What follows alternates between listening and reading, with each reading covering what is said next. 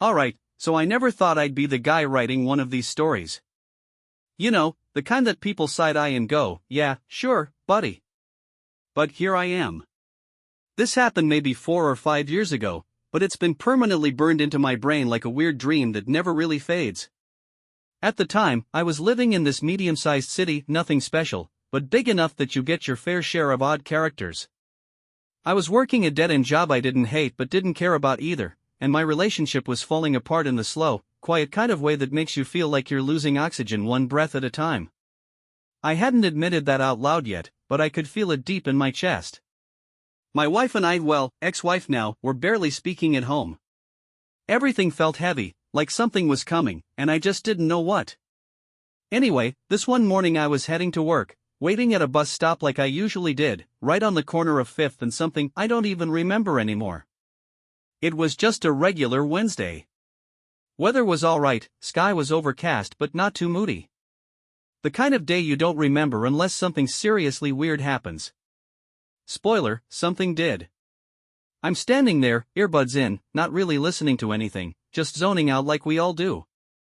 And then this ordinary-looking sedan, silver, nothing flashy, drives past me heading toward the intersection. I wouldn't have looked twice at it, but then I noticed something behind it. A cloud of crows. Not even flying above it like you'd expect. They were following the car. Tightly. Like, imagine if you tied 30 crows to the back of a car with invisible strings about 15 feet long. That's exactly what it looked like. They were in formation, hovering in sync with the car's speed. No flapping chaos. Just steady, eerie gliding. At first, I thought I was hallucinating. Like maybe I hadn't slept enough or my coffee hadn't kicked in yet. But no, it was real. Everyone else was just ignoring it, like it wasn't happening, which honestly made it feel worse. Was I the only one seeing this? The car slowed down for the red light and turned left at the intersection. And I swear to you, the crows turned too. Perfectly. No hesitation. No break in the pattern. Just whoosh, left turn, like it was choreographed. And I'm frozen there on the sidewalk, mouth slightly open, trying to dig my phone out of my pocket with cold fingers, but of course I'm too slow. By the time I unlock the screen and open the camera app, they're gone. Around the corner. Out of my life forever. Or so I thought. So I stand there at the bus stop, just stunned. You know that feeling when something totally unexplainable happens and your brain kinda stalls out trying to process it? That was me. I wasn't scared, exactly, but there was this weird sense of wrongness, like I'd seen something I wasn't supposed to.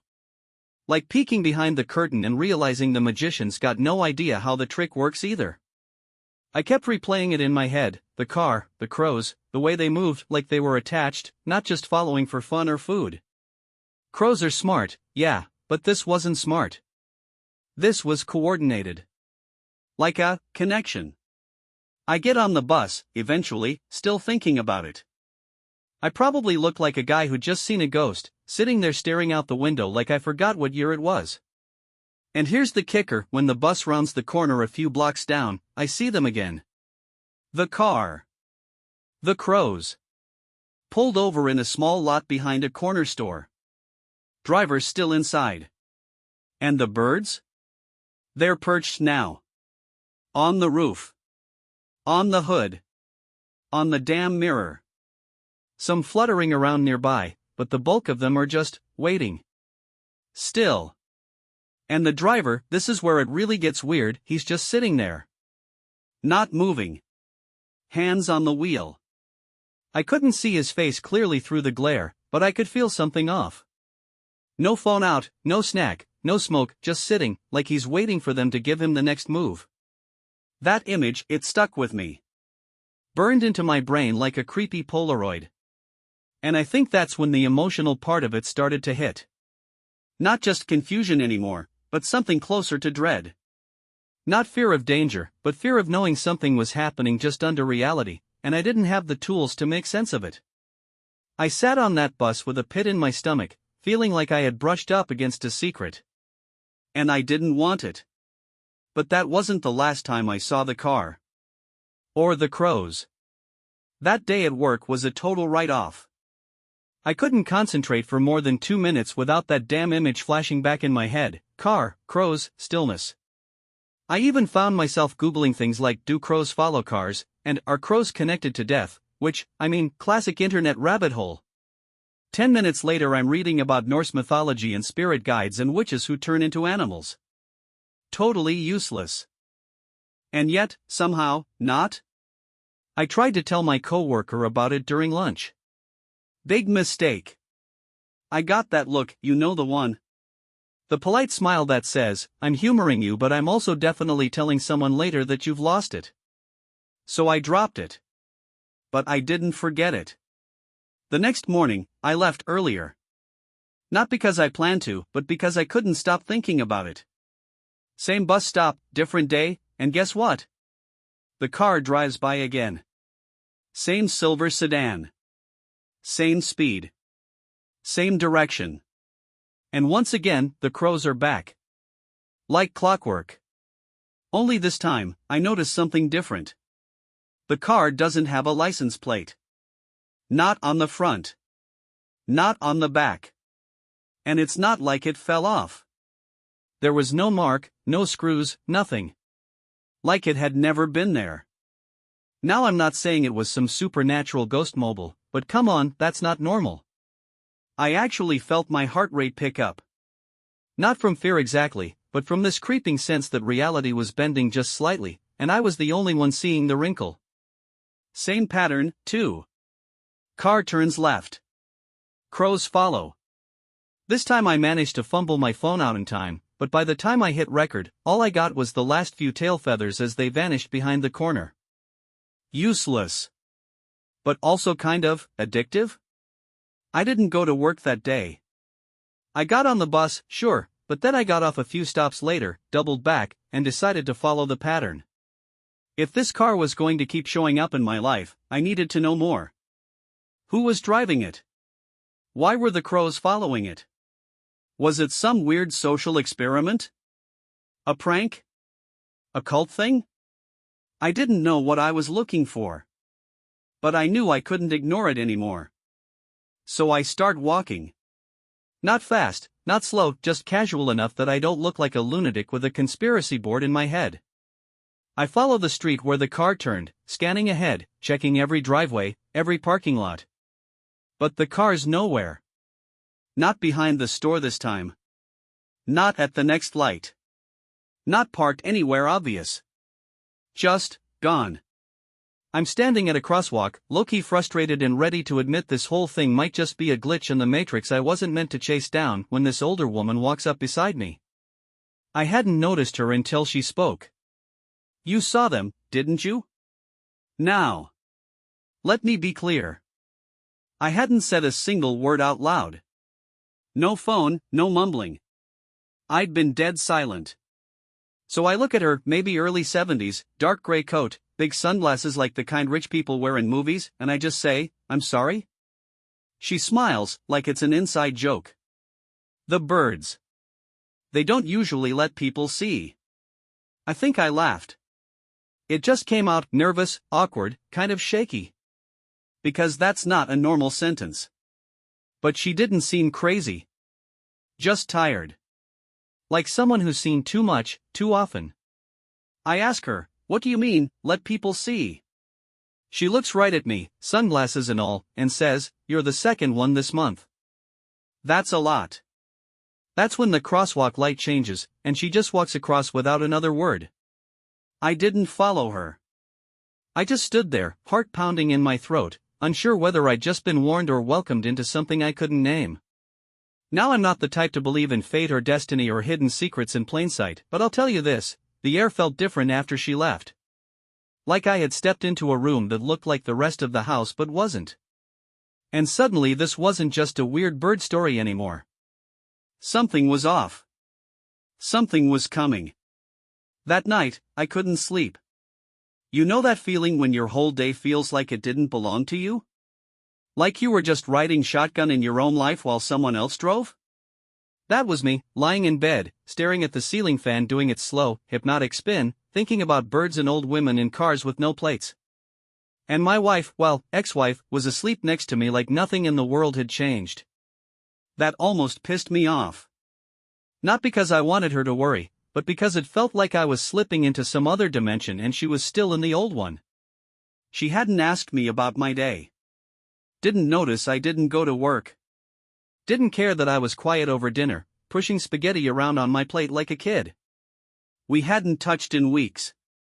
And now I couldn't even tell her about the one thing that actually made me feel something other than numb. She wouldn't believe me. She'd probably suggest therapy, which, to be fair, maybe wouldn't be the worst idea, but I wasn't ready to feel like I was broken. Not yet. I went into the bathroom, closed the door, sat on the toilet lid, and just breathed. Tried to. But my mind kept replaying the woman's words. You're the second one this month. Second what? Witness? Victim? Recruit? And why me? That's when something inside me snapped. Not loudly. Not dramatically. More like a hairline fracture that had finally spread far enough to split the whole damn mirror. I wasn't scared anymore. I was angry. Angry that I was being dragged into something I couldn't understand. Angry that my own life felt hollow and gray until a flock of crows decided to make me feel seen. Angry that the only thing that had made my pulse race in months was something I couldn't explain to anyone without sounding crazy. I didn't sleep that night. I just sat in the living room, scrolling through message boards and folklore forums, half laughing at myself, half hoping someone out there had seen something similar. Nothing helped. But one thing was clear, I couldn't just go back to pretending anymore. By the next morning, I had a plan. Not a good one. Not a smart one. But a plan. I called in sick to work, which no one questioned, because I never called in sick. I told my wife I had a migraine. She barely looked up from her coffee. That should have hurt, but at that point it just confirmed what I already knew: we were ghosts in the same house, haunting old memories. I packed a small backpack, chargers, notebook, snacks, water, hoodie, and I went back to the bus stop. Same spot. Same time. I was going to find that car again. And this time, I was going to follow it. I stood there for a while, pretending to scroll through my phone, but really just hyper-focused on the road. Every car made me twitch.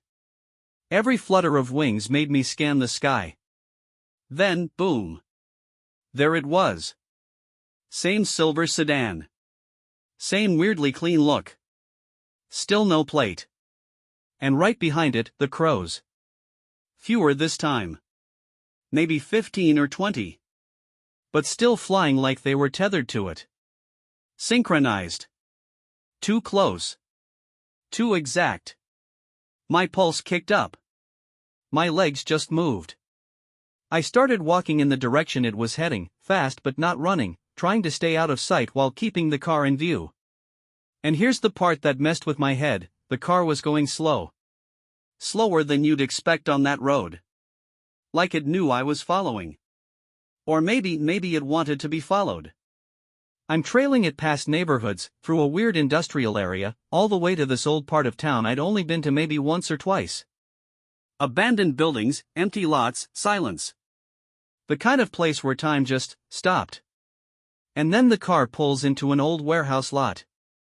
Just parks. The birds? They perch again. Silent. Still. I duck behind a dumpster, heart racing, phone out, but I don't hit record. I just watch. And then the driver door opens. Finally. But when the guy steps out, I freeze. Because he's wearing the exact same coat as me. So I'm crouched behind this dumpster, peeking over the edge like some amateur spy, trying not to breathe too loud, and I see this guy step out of the car. Same coat. Same jeans. Same shoes. He turns just slightly toward the birds, and for half a second I think I'm looking into a mirror that's glitching through time. Because he looks like me. Not just similar. Like, actually me.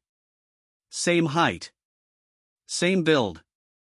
Same damn haircut. Except his face, God, it was off. Not wrong. Just blank. Neutral. Like a default character skin before you customize it. No emotion. No purpose. Just functioning. He walks to the front of the car, doesn't even look at the birds, and kneels down like he's inspecting something under the bumper. Meanwhile, the crows are still, watching. Waiting. Like they're guarding him. Or waiting for instructions. I'm paralyzed. My mind is doing this insane loop like, is that me? A twin? A doppelganger? Am I dreaming? And then he stands up. And looks right at me. Dead on. No confusion. No surprise. Just locked eye contact. And then, and I'm not even sure how to explain this, he smiles. Not a friendly smile. Not even a smug one. It's slow and cold and full of knowing. Like he's been waiting for me to catch up. Like he's been expecting this moment. My whole body screamed run, but my legs wouldn't move. That smile felt like a message. Now you see. So now it begins. Then he turns, calmly gets back in the car. The birds take flight again, no flapping panic, just effortless lift, and the car rolls out of the lot and disappears down the road like nothing ever happened. I stayed there behind that dumpster for a long time, just trying to remember how to breathe. That moment? It shattered something in me. Whatever safety net I'd had in my mind, like, this is probably just a weird coincidence or maybe I'm overthinking it, was completely gone. Because I saw myself. And he saw me too. And suddenly, this wasn't about birds or cars anymore. It was about me. I finally made it home around sunset, and the second I stepped through the door, something felt off. Not like someone had broken in. The place looked exactly the same. Shoes by the door. My keys still in the bowl. But there was this weird wrongness to it. Like a scent you can't place or a sound just below hearing. My wife glanced up from the couch, barely, and said, "You're back early." Which, by the way, made no sense. I was hours late. I stared at her for a second, confused, and just said, "What time do you think it is?" She blinked at me, looked at the clock, and frowned. "Wait, weren't you just here?" That hit me like a punch to the chest. "What do you mean?" I asked. She sat up straighter. "I swear I heard you come in earlier." "Like an hour ago?" "You said you forgot something, then left again." "Nope. Never happened. I hadn't been home all day." And I told her that. But the look on her face wasn't disbelief, it was fear. She started getting defensive, said maybe she imagined it. Maybe it was the neighbor. Maybe the wind. But her eyes were darting, and her voice had that edge. That I know what I saw kind of tension. I didn't push it. Honestly, I didn't want to know more. But I couldn't shake it. Her words kept looping in my head. "You said you forgot something. What did he come here for?" That night, I checked every window. Every lock. Every closet like a man losing it. Not because I thought he'd break in, because I wasn't sure he hadn't already. What if he had a key? What if he didn't need one? I barely slept. Every creak of the floor made me flinch. Every time the refrigerator hummed, I thought it was footsteps. When I did manage to drift off, I had this vision of him standing in the hallway outside our bedroom. Same clothes. Same face. Just watching the door. And behind him? All those crows. Lining the hallway like feathered shadows. Watching me sleep. The next morning, I woke up feeling like I hadn't slept at all. That dream, or whatever it was, had left this sick weight in my chest, like I'd swallowed a lead marble. I needed answers. Clarity. Something real I could see, not just feel. So I did the only thing that made sense. I bought a camera. A cheap motion-activated one I could sync to my phone. I told my wife I wanted to catch whatever raccoon had been knocking our garbage over, which, to be fair, was happening, but suddenly that felt like the least of our problems. She barely reacted. We were talking less and less by then. Like she could tell something was wrong with me, or maybe with us, but didn't have the energy to ask anymore. I installed the camera facing our front door. Pointed it at the entryway, just in case that thing, me, decided to come back. And then I waited. That night, I sat on the couch with the volume on my phone turned up, watching the live feed like it was the season finale of a horror show. Nothing happened. Not at 10 p.m. Not at midnight. Not at 2 a.m. At 3:13 a.m., I got the first alert. Motion detected. I tapped the notification with shaking hands, heart thudding so loud I could barely hear the video over it. The camera feed flickered on. And there he was. Standing at the door. Not knocking. Not trying the handle. Just standing still, like he was waiting to be let in. Staring dead at the camera. Dead through it. Same coat. Same face. Same blank stare. And the weirdest part? The video glitched right after 4 seconds. Skipped a beat. Like a frame had been deleted. When it picked back up, he was gone. Just gone. No walking away. No footsteps. Just, not there anymore. I watched it over and over. And every time, the glitch hit at the same spot. 4 seconds in. Frame freeze. Empty frame. I didn't sleep after that. I just sat there, feeling like my skin didn't quite fit right. This wasn't some haunting. This wasn't some metaphorical dark night of the soul. This was real. And I had video. The next morning, I told my wife we needed to talk. But she wasn't home. Her car was gone. And on the kitchen table was a note, written in her handwriting. "You're not the same anymore." I must have read that note a dozen times. Just sat there at the kitchen table, holding it like it might suddenly say something different if I stared hard enough. "You're not the same anymore." It wasn't angry. Wasn't even cold. Just sad. Resigned. Like she'd already been grieving someone who hadn't died yet. I sat there for hours, the silence pressing in from every direction. Not a single sound from the fridge, the pipes, the clock. Just nothing, like the house itself was holding its breath. She was gone. And the worst part? I got it. I really did. Because I didn't feel like myself anymore. I wasn't the guy she married. I wasn't even the guy who'd been wasting away on autopilot for the last few months. I was something else now. I'd been split, fractured by this strange thread running through my reality. And even though part of me wanted to scream that it wasn't my fault, that I didn't ask for the birds or the car or the other me, I knew I hadn't exactly fought to stay grounded either. I chose to follow. I chose obsession over normalcy.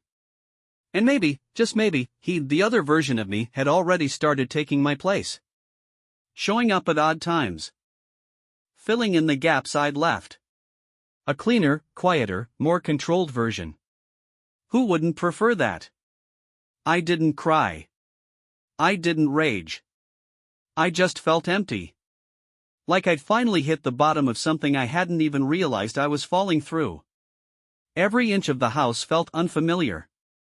Like I was trespassing in my own life. I walked into the bedroom and looked at our bed, still perfectly made from the morning, her pillow flat, untouched. It looked like a hotel room. A stage set. Like no one really lived here anymore. And then, just as I was about to sit down, I heard it.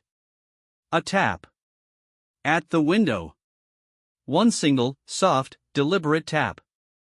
I turned my head slowly, not ready for what I already knew I'd see. Outside, on the window ledge, was a single crow. Just one this time.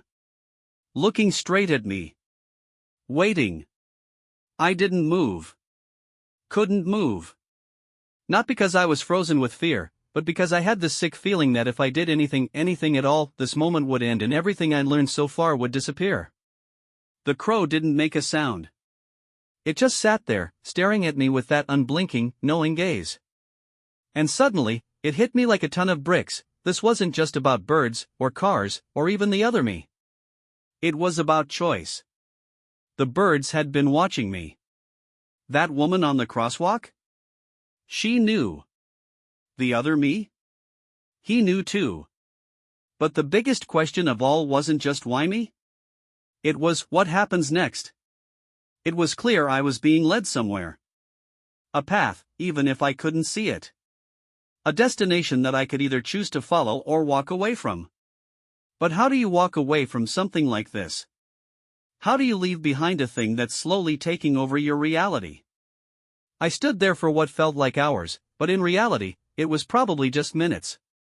The crow didn't move, didn't make a sound, just kept its eyes on me as though it was waiting for me to make the first move. And I realized, in that moment, that I didn't have a choice. It was never mine to begin with. I grabbed my jacket, my phone, and I didn't even bother to leave a note. No goodbyes. No explanations. There was no one left to explain this to anyway. The crow was still there when I walked outside.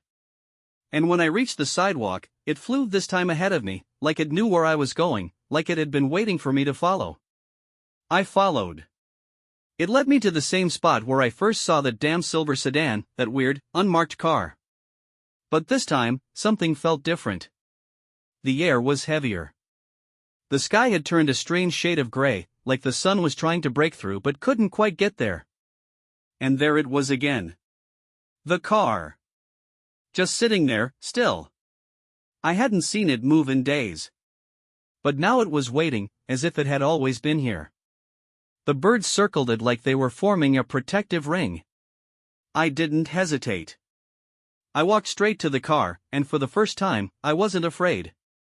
I was accepting. The door opened before I even touched it. And there, in the driver's seat, was me. I didn't feel fear. Not anymore. I wasn't surprised either, not exactly. It was like this moment was inevitable, like I was walking into something that had been planned for me all along. I stared at the man in the driver's seat. The other me. Same face. Same coat. Same everything, except this time, his eyes weren't empty. They were alive.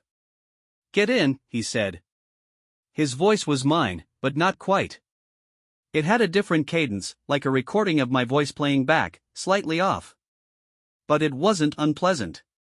It was calm. Almost too calm. Without thinking, I opened the door and slid into the passenger seat. The car smelled like leather and something faintly metallic, like an old tool shed.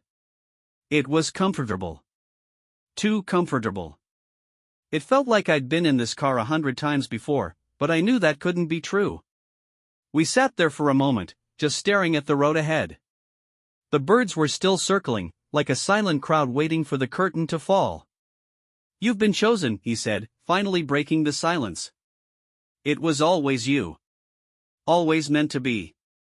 I didn't know what to say. Chosen for what? My voice sounded distant, detached. Like it wasn't really mine. "For this," he said, turning to look at me with a faint smile. "To become." I blinked, my mind racing. Become what? He didn't answer right away. Instead, he reached for the rearview mirror and adjusted it, as if to inspect his reflection, then turned it toward me. For a brief second, I saw my own face in the mirror, but it didn't look like me.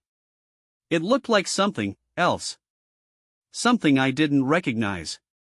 It was like looking at a photo of yourself, but the eyes weren't right. The expression was wrong. Like a mask too perfect to be real. "You're already becoming," he said, almost as if he'd read my mind. "Don't worry. It won't hurt." And then it hit me. The truth I'd been avoiding, the reason I had been feeling so empty. It wasn't just about being followed by the birds.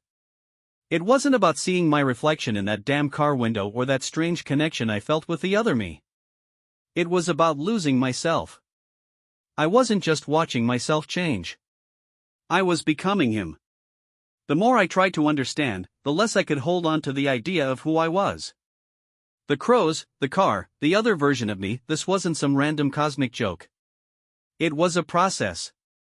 A transformation. And I had already taken the first steps without even knowing it. I had been chosen, just like he said. Not for greatness. Not for anything glorious. Just, to become part of something bigger, something I couldn't even begin to comprehend. The car started moving, but I didn't care. Nothing mattered now. There was no going back. I'd left my old life behind long ago, without realizing it. We didn't speak after that. There was no need to. I was already becoming him. When I look back at that night, I can barely remember the specifics. Time seemed to stretch and warp in the car, like I was moving through a fog of my own making. The city lights outside blurred into streaks of yellow and white, and I couldn't even tell if we were driving for hours or minutes. Eventually, the car slowed to a stop, and I looked out the window. We were in a place I didn't recognize. A desolate stretch of road with nothing but dark fields on either side. The sky was an unnatural shade, somewhere between purple and black. It felt like the edge of the world. "Where are we?" I asked, my voice sounding strange even to my own ears. "Home," he replied simply. But it wasn't home. It was something else. Something wrong. The air felt too still. Too thick. Like it was holding its breath. He opened the door and stepped out. I followed, almost mechanically, like a puppet obeying its strings. We stood side by side, looking at an old building in front of us.